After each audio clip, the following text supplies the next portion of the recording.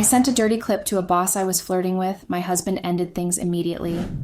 I used to think these things, affairs and cheating, started with intention, with wanting something forbidden and different, but that's not how it happened for me. I didn't chase after this. I didn't want it. Not at first, anyway. And when it actually started, I kept telling myself I wasn't doing anything wrong because it was just friendliness in the beginning. But I knew better. I just didn't care enough to stop. It all started last December, right before Christmas. Work had been brutal in the months leading up to it. I'd been given a more intense workload, and it seemed like there was an endless stream of projects to get done. It was a lot. I'd kept missing deadlines, working through lunches, and feeling like it was never enough. Every mistake felt like it could be the one that got me fired. Everyone else seemed to be fine, practically coasting through the end of the year and making plans for the holidays, while I was drowning in all of it. When HR announced that we'd be doing Secret Santa again, I wasn't excited. It felt like one more thing to deal with. I picked a name out of the hat, wrote some gift ideas down, and then practically forgot about it. But then, a few days later, the gifts started showing up on my desk. Small things at first. The first one was a candle. It was vanilla and butterscotch, which were my favorite scents. I was surprised by it and wondered who in the office could have known. The next one was this little hand cream, the expensive kind I always eyed but never bought. This one came with a note that said something like, "Because winter's harsh on skin." Then came a notebook. It was customized, but with a minimal design, with thick paper that made me want to start writing something in it the second I opened it. And finally, a small box of expensive chocolates from a shop downtown that I loved, but had never mentioned to anyone at work. I had only ever bought them sometimes, on special occasions, and had only brought them to the office once. That was when it hit me, and I realized that whoever picked me really knew me. Because they weren't random office gifts. They were personal and thoughtful, like they came from someone that had been paying attention. I would sit at my desk and stare at them, wondering who it could be. For a while, I suspected my work friend Julie, but she couldn't keep a secret to save her life, and would have told me if it was her after a few days. I practically became obsessed with who it could be. Who would take the time to do something so nice for me? I mean, all I'd given my pick was a Christmas card and a snow globe that had caught my eye while I was grocery shopping. By the time the office Christmas party rolled around, I was itching to know the truth. The party itself was the same as always. Rented hall, cheap champagne, the works. People took too many pictures, made bad jokes, and pretended to love the buffet food. I could barely focus on any of it, though. I was too caught up in what came next. When it was time for the Secret Santa reveal, we did it like we always did. You walk up to your person, hand them the final gift, and say something nice. I stood there with my last gift, which was a scarf and gift card, and I waited with my heart in my throat for who would walk up to me. And then I saw him. It was my boss, Wyatt. He was across the room holding a small bag and smiling. When we both started moving toward each other, he smiled even wider. We met in the middle, and I don't know how else to describe it except everyone else just seemed to melt away. I remember saying, "I can't believe it was you." And he said something dramatic like, "Yeah, guess you're my other half." It shouldn't have made me blush, but it did. Then we exchanged our final gifts. I looked inside the bag and saw a small jewelry box. I pulled it out, opened it, and there was a beautiful bracelet in it. That made me feel awful about the underwhelming scarf I'd gotten him, but then he tucked the gift card into his pocket and wrapped the scarf around his neck. He smiled and asked me how he looked. I said handsome, and we just kept smiling, and it should have ended there, just a nice coincidence with a coworker. But it didn't, and somehow we ended up talking for most of the night after that, not in a forced, networking way. It just happened. He asked if I wanted to refill my drink and try out some of the food. I said yes, and after that we just didn't separate. He wasn't what I expected. I'd always seen him as this stoic and intimidating person, but he turned out to be easier to talk to than I thought he'd be. We talked a bit about family, and he told me that work had been intense for him too. I asked him what it was like being the boss and in charge. He laughed and said that it wasn't that different from being a regular worker, just that he got more calls from angry execs. Later that night, when most people had gone home, when the music was softer and the lights were dimmer, I remember sitting with him and him randomly saying, "You know I cheated, right?" I frowned and asked what he meant. That was when he smiled, and confessed that he'd been owed a favor from Haley in HR and got her to remove my name from the hat so he could be my secret Santa. That I got him was a total coincidence. It felt surreal to hear, and all I could do was laugh before I asked him why he would do that. Then he hesitated for a few moments before he told me that he'd noticed that I'd been having a rough time and just wanted to do something nice for me. For a moment, I didn't say anything. I just looked at him. It's honestly strange how something so simple can affect you so intensely. I'd spent months feeling so dejected, and like all my effort and exhaustion meant nothing. And here was someone who I didn't even consider a friend before that, saying he saw what I was going through and that he cared enough to do something about it. It hit deeper than it should have. I told him that he didn't have to do it because I didn't know what else to say, and the only thing he said in response was, "I wanted to." When I got home that night, I couldn't stop replaying it in my head. The way he'd looked at me when I laughed, or how soft his voice was when he said I deserved a better year. It wasn't romantic, but it stayed in my mind longer than it should have. And that was how it began. But before all that, things hadn't been bad at work, only because of deadlines and tasks. The truth was, the exhaustion started at home long before it reached the office. The months leading up to December had been heavy because of my marriage. My husband Luca and I had hit more than a rough patch. We were still living together and doing all the things married couples do, but something between us had shifted, and it was because of me. It started a while back, and it was subtle at first, the way these things usually are. Luca just kind of stopped being caring and affectionate. It was like the romance between us had died a little. It confused me because that wasn't him. Luca had always been affectionate to a fault. When we first met, I hadn't even liked him that much. That sounds awful, but it's the truth. I thought he was a little too nice, maybe. I went on dates with him mostly out of convenience at first, and I kept telling myself I'd end things after a while. But then something about the way he loved me started to wear me down. He was so open and loving that it was hard not to fall in love with him, and that kind of became the foundation of our relationship and marriage. His certainty and fairy tale-like love, and my willingness to be swept up in it. But somewhere along the line, it kind of faded. It started with him getting quieter and always being tired when he came home. He'd eat quickly and disappear into the bedroom to sleep, or sometimes claim he had to finish work on his laptop.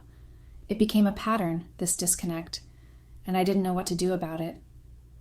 At first, I told myself it was temporary, but as the weeks turned into months, the space between us grew until it felt like we were living different lives when we'd always felt so connected before. And then the paranoia set in. It's embarrassing to admit how quickly I went there. I wish I could say I handled it maturely, or that I sat him down and asked if something was wrong. I didn't do that. Instead, I let the silence grow until it twisted into suspicion. I started watching him all the time. I watched the way he smiled at his phone and would sometimes look over his shoulder just to make sure he was actually working on his laptop. I'd even catch myself timing how long he took to get home from work. But one night it got too much, and after too much wine and overthinking, I crossed the line completely. He was asleep, and he'd left his laptop open on the dining table, and I told myself I was just going to glance, just to put my mind at ease. But within minutes, I was knee-deep in his emails and all his social media, searching for something I wasn't even sure of. Anything that could explain why he suddenly felt miles away. I found nothing. That should have made me feel relieved, but it didn't. It just made me more certain that whatever he was hiding, he was good at it. So the next night I went through his phone while he was in the shower, but it was the same thing. There was nothing.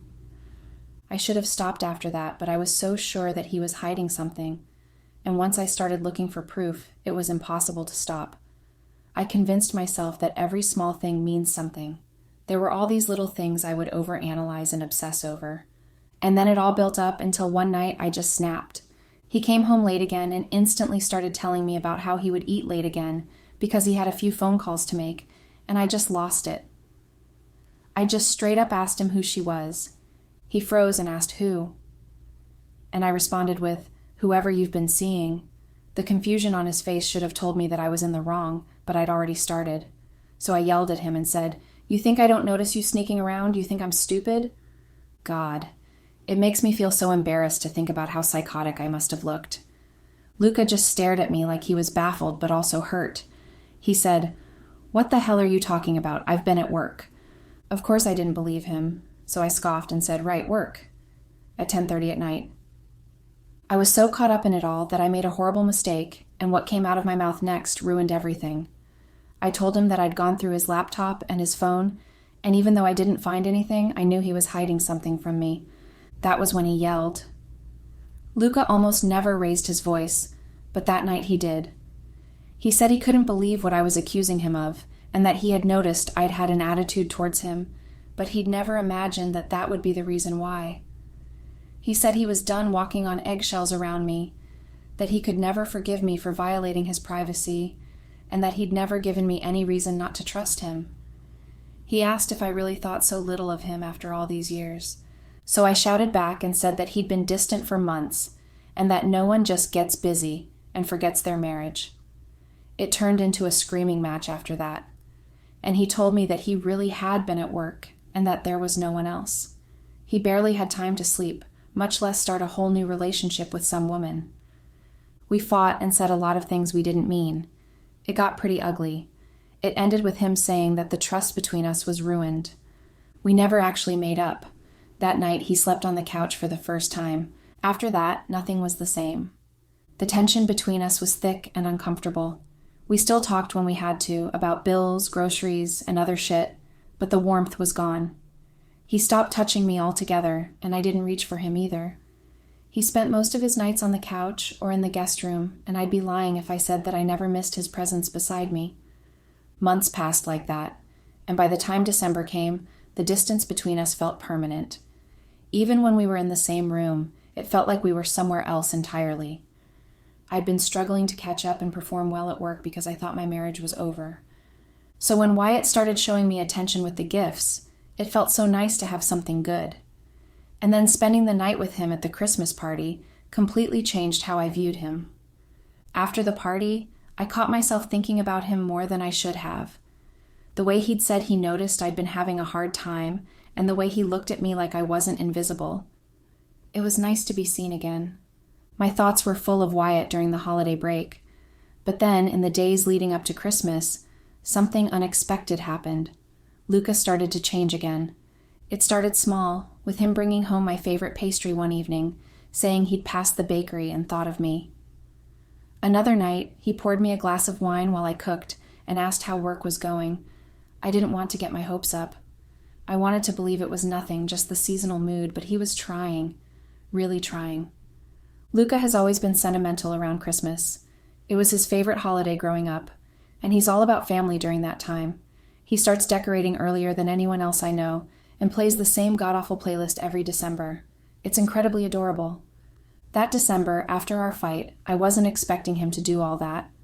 But he did, and he kind of used it as an opportunity to reach out and close the gap between us. We decorated the tree he got and the house together, awkwardly at first, but then, slowly, it started to feel like before. We laughed about how bad we were at wrapping presents and watched Christmas movies late into the night. We even cuddled on the couch. The warmth between us slowly came back as we prepared for Christmas and then the New Year. But us rekindling just confused me even more because I still couldn't stop thinking about Wyatt. Not after the party, and especially not after the Merry Christmas text he sent me on Christmas Eve. They were just 2 words, but they meant something to me. Because somewhere deep down, I knew that message wasn't just polite. It was acknowledgement. A quiet, subtle reminder that he was thinking of me too. And I let it make me feel special. It was all I could think about as me and Luca fell into step again. I was thinking about another man as we spent Christmas together and opened presents. I knew what I was doing was wrong, so I tried to forget about it. I tried to pass it off as a nice memory, something that didn't have to mean anything. Because I had a marriage, a home, and a man who was finally looking at me again like he used to. I wasn't going to ruin that over something as trivial as attention. And for a while, I didn't. The first week of January felt like a reset with us, like a total return to what we were. Luca was attentive and present, and it was all I'd wanted before, but suddenly it didn't feel like enough. Still, I tried to make it work and be satisfied. I really did try, but then, about a week into the new year, A few coworkers decided to grab drinks after work to celebrate making it through the holiday madness. I wasn't planning to go. I'd been tired and wanted to head home, but someone mentioned that Wyatt was coming, and before I knew it, I'd said yes. We met at a small bar near the office, the kind with low lighting and booths. Everyone was having fun, but my mind was stuck on him. Wyatt showed up late, apologizing with that casual charm that made everyone forgive him before he even finished speaking. I didn't realize I'd been waiting for him until he slid into the booth beside me. There was no reason for it. The space on his other side was open, but he sat next to me anyway, close enough that our shoulders brushed. It wasn't intimate, not like that, but it was nice to be close to him. We spent the night talking and getting drinks, at first as a group, but eventually most people left, and it was down to just the two of us. He asked me how my Christmas went, and I asked about his. We talked for so long that I didn't even realize how late it was. I learned so much about him, about how he grew up in a small town like I did, and that he loved photography but hadn't picked up his camera in years. It was strange, learning all these soft, personal details about a man I'd only ever seen in a suit. Eventually I had to leave, and he offered to walk me to my car. He did, and when we stopped beside it, I realized just how close we were standing. So close that all I could think about was how easy it would be to make a mistake, because I was so caught up in our connection. After that night, things changed quietly. We started talking more at work, just little things at first, comments about how long meetings were or the bad coffee in the break room, but then it turned into longer conversations in the hallway and shared jokes, and eventually it progressed to texts about deadlines that turned into casual chats. It was easy to tell myself it was innocent, that we were just friendly. Everyone at work liked him. I wasn't special, except I knew better, and there was no denying what was between us. I tried to, though. But then came Valentine's Day. Luca had gone all out that morning with flowers, breakfast, and the promise of a gift after work, but I couldn't even focus on or appreciate it. My thoughts were on Wyatt, even more so when I got to the office and found a small white box wrapped with red ribbon on my desk. The note just said, "Happy Valentine's Day, Wyatt," but it was enough to make my heart race. I opened it in the bathroom so no one could see me. It was a necklace, one that matched the bracelet he'd gotten me for Christmas. I didn't know how to feel. I was happy, practically overjoyed, but I also knew that I shouldn't have been. A gift from my boss shouldn't have put a smile on my face wider than the one I had when my husband made me breakfast, but it did, and I knew I had to thank him in person. So I waited behind after work, even though I knew Luca would be waiting for me. I went into his office with a prepared speech in my head about how it was inappropriate, and I couldn't accept it, but all I could say was thank you the second I saw him. We ended up talking again, like always, about work and about nothing, the kind of easy conversation that doesn't require effort. Hours passed without either of us noticing, and I wasn't even sure when I sat on his desk, my legs in between his as we talked. When I got home, Luca was waiting with dinner, candles, and a gift. It was also a necklace, but while it was beautiful, it paled in comparison to the one Wyatt had gotten me. I should have felt happy with Luca. I should have felt content. But instead, I kept replaying my time in Wyatt's office. For the next few weeks, I tried to stay away. I kept my messages short and professional, and left work right on time. But Wyatt didn't push. He never crossed any lines. If anything, he seemed to mirror my distance, like he was trying to be respectful. It somehow made it all harder. It meant I couldn't blame him for any of it. And yet, the distance only made me think about him more. Then one evening in late March, I stayed behind at work to finish a report that was due the next morning. The office was quiet. I thought it was just me and some other analysts upstairs, but then I heard noise coming from Wyatt's door. I ignored it for as long as I could, but then, after I finished the project, I was just sitting there. I hesitated for only a few minutes before I stood up and went over to his door. I walked inside, and he just looked up when I entered, smiled, and said, "Burning the midnight oil too?" That was all it took for us to fall into that familiar rhythm. Before I knew it, I was sitting on his desk, and we were talking like we always did. It was easy and comforting, and before long, we weren't even talking about work. And like it always did, the conversation shifted. Things got more flirtatious and a lot less professional. It wasn't planned, it never is. One moment, we were just sitting there, and the next, he reached for my hand and pulled me into his lap. I didn't pull away. It felt inevitable, like something that had been waiting to happen since December. When he leaned in, I didn't stop him. We kissed for a while, and eventually it deepened. And when his hands moved to my waist, I felt my resolve slip completely. There wasn't any part of me left that could pretend anymore. I fell headfirst into the mistake, and we had sex right there in his office. We finally crossed the line we'd been dancing around for months.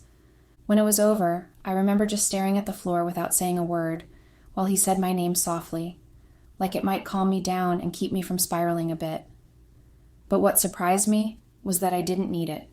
I was already calm, in a way that sacred me. By the time I got home, Luca was already asleep, and I was still waiting for the guilt to set in. I stood in the doorway for a long time looking at him, trying to get myself to feel bad about what had happened, but I couldn't. Still, I told myself it would be a one-time thing, that night in his office was a mistake and something I'd never let happen again. But that was a lie I only believed for a few days. After it happened, every small boundary started to fade. The guilt came in those early days, but it was never too strong, and I worried about not feeling as awful as I should. Things with Wyatt should have stopped after that night, or even the next day after he smiled at me at work. But they didn't. Stopping isn't as easy as it sounds when something makes you feel alive again. The next time it happened, it was because I stayed late again. I told myself it was for work, but I knew deep down that it wasn't. I just wanted to be near him. Like before, we talked for a while until the talking stopped and our lips were doing other things instead. It became a pattern after that. We fell into a rhythm that felt dangerous but addictive. We always did it at work. His office, my desk, even the conference room once, when we were sure no one was around. We couldn't seem to stop. There was this constant pull between us that just made everything else fade away. It went on for weeks, and Lula remained loving and oblivious. It was how supportive and caring through it all that made me start to feel really guilty. He loved me and welcomed me home every night with a kiss on the forehead, while I was sleeping around with my boss whenever I could. I made promises to myself to end it, but I broke them every time I saw Wyatt. He only had to look at me, and suddenly Luca didn't matter anymore. Wyatt made me special and sexy and so many other things. It wasn't even all about the sex, though that part was intoxicating. It was also about how he saw me. He really paid attention and really cared about getting to know me. But for every rush of excitement, there was the drop that came after. The guilt never fully left. It would just pop back up every other day. So I kept telling myself he'd never find out, and I justified it by saying that Wyatt and I weren't serious. There were no declarations or promises. We never talked about feelings. It was mostly physical and intellectual. There was no way it could actually last. He was my boss. It was bound to fizzle out, and I took solace in that. It was fleeting. That was what I believed, and it made it easier to live with the guilt. So I grew careless, confident even. When Wyatt mentioned he'd be going on a work trip for a few weeks, I was surprised by how sad I was, and it scared me just how attached I'd become. We promised to keep things quiet while he was away, just occasional check-ins for work. And at first, that's exactly what it was. But it didn't stay that way. We started having phone sex just a few days after he was gone, and then the nights after that blurred together. There were flirty messages and breathy calls. Sometimes I would even do it while Lula was home. I would sneak off into the guest room. The riskiness made it all better somehow, more intense. Then came the night I decided to take it further. Wyatt had mentioned earlier that day that he missed me, and I was restless and alone in bed, waiting for him to get back to his phone. That was when I got a terrible idea. I propped my phone against the nightstand and pressed record. Even thinking about it now makes my stomach twist. I don't know what possessed me. Whatever it was stupid. I didn't overthink it at the time. I was caught up in the moment, too in tune with my body and my voice. I recorded a short video of me touching myself and saying his name, and I sent it before I could change my mind. After that, all I had to do was wait. And when he finally got the video, he called me, and the way he sounded so desperate made me feel even more powerful and desired. For the rest of his trip, we fell into that same dangerous routine. Except we exclusively did video calls just so we could keep our nights together going. I kept Luca close through it all. It was almost easy, keeping both lives going at once. But there were times Luca would catch me smiling at my phone and ask what was funny. I'd tell him it was just something from work, and he never pressed. He trusted me. I convinced myself it wasn't as bad as it seemed, that I was in control. I thought that Wyatt and I would eventually cool off, and I'd go back to being the wife Luca thought I was. I believed it right up until the day everything started to unravel. When Wyatt got back from his trip, things escalated fast. The first time we met up again, it didn't feel like a reunion. It felt like a continuation of what we already had, like unpausing everything. The distance had made things worse. We couldn't go back to pretending anymore when people were around. It wasn't enough to sneak around the office after hours. So we started meeting at hotels, decent ones that were far away enough from people that we knew and our usual scenes. I'd sneak out at night when I could, and when Luca was around, I would just make up some excuse about work or my friends. I would tell him that I had to stay late, or that a project was taking longer than expected. Sometimes I'd even fake exhaustion and say I was sleeping at a coworker's place to avoid the drive home. He believed me every time, or at least I thought he did. It should have made me feel grateful. Instead, it made me reckless. I started leaving my phone at home sometimes, thinking it would ease the guilt if I didn't see his name light up the screen while I was with Wyatt. I thought it made me feel a little less awful if I could pretend for a moment like I didn't have another life, like it was just me and Wyatt. But all it really did was make it easier to lie. I'd tell myself to end it, that it had gone too far, but every time I thought about cutting things off, it just seemed impossible to let go of how Wyatt made me feel. The thought of losing him felt too much to handle at the time. I was so caught up, I didn't realize that Luca had started to notice my weird behavior. He never accused me of anything, not directly. Like I said, Luca wasn't the type to yell or throw things. He was the type to wait and to watch, to give someone enough room to screw themselves over with their own mistakes. And that's exactly what I did. One night, after another round of pretending to stay late and meeting Wyatt, we spent the early morning together, and by the time I headed back home, it was a little past 6 a.m. I'd left my phone in my nightstand, so I didn't even know if Luca had called the previous night or anything. I was running through my excuse when I walked inside. I told myself I'd just say I overslept, that I was too tired to drive home. Luca would believe that. He always did. But when I started to feel off as I got closer to our room, it was so quiet inside. I at least expected Luca to be taking a shower, but there was no sound at all. I called out his name and tried to sound casual, but there was no answer. When I finally went into the bedroom, I was shocked. Luca was sitting on the bed, awake and fully dressed, and my phone was in his hand. He didn't even look surprised or confused by my late appearance. For a long moment, neither of us spoke. The air was so thick and quiet that it almost hurt to breathe. Then he looked up at me and tossed the phone to the edge of the bed, so I could see the screen. On it was my chat with Wyatt and all the explicit messages that we'd sent to each other. He'd gone through it. Every message, every call, every picture. Then he finally spoke and told me that he'd seen the video. That knocked my breath out of me. I didn't even know what to say. He said he hadn't wanted to, that he had tried for the longest time to brush off his suspicions and believe in me. He'd tried to give me the benefit of the doubt. He'd tried to trust in our marriage and our love and not let what happened last time happen again. But after weeks of me leaving the house and coming back carelessly, something in him just wouldn't rest. The late nights, the excuses, the way I could barely meet his eyes anymore, it had all been too much to ignore. So he took a page out of my book, as he had said, and went through my phone. He'd spent the entire night I'd been gone combing through every inch of it to find something, and eventually he found the video that I was too cocky to delete, and from there he found the messages with Wyatt. All those condemned me even further. He didn't scream at me or insult me. He just told me that he'd seen enough and didn't need to ask any questions or hear explanations. He already knew, and it was clear from all that he had seen that I wasn't the woman he married or loved. Even though there was no hope for me, I still tried. I tried to beg and explain, tried to tell him how insignificant Wyatt was to me, but nothing worked. He just told me that the reason he'd waited for me to come back was because he wanted to look me in the eyes when he told me that we were getting a divorce.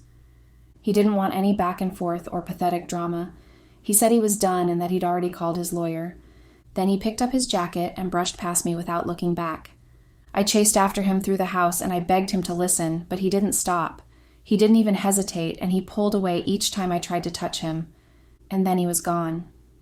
He left the door wide open as he stormed out and got in his car. He didn't even look at me one last time before he pulled out of the driveway and drove off. I don't know how long I cried. It felt like hours. I cried till my throat hurt and my face ached, and when I finally pulled myself up off the floor, I called him. All I could do was call him. Over and over. 30 or 40 times, I can't be sure. Each one went straight to voicemail. I texted too. These long, rambling messages that said everything and nothing at once. None of them got a reply. The next few days were a blur. I barely slept. I kept checking my phone like an addict, hoping for a message that never came or for a miracle call to come in. I even went to his office once, but the receptionist told me he'd taken time off. There was no way to reach him. I was still struggling with that when the second blow hit. It started with a call from HR. They wanted me to come in for a meeting. I'd never heard Julie sound so formal and sharp. I knew that there was only one thing it could have been.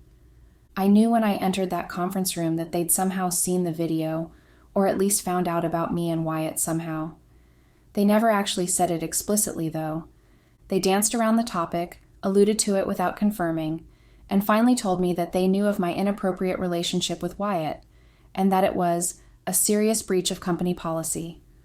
Both of us were being suspended pending review.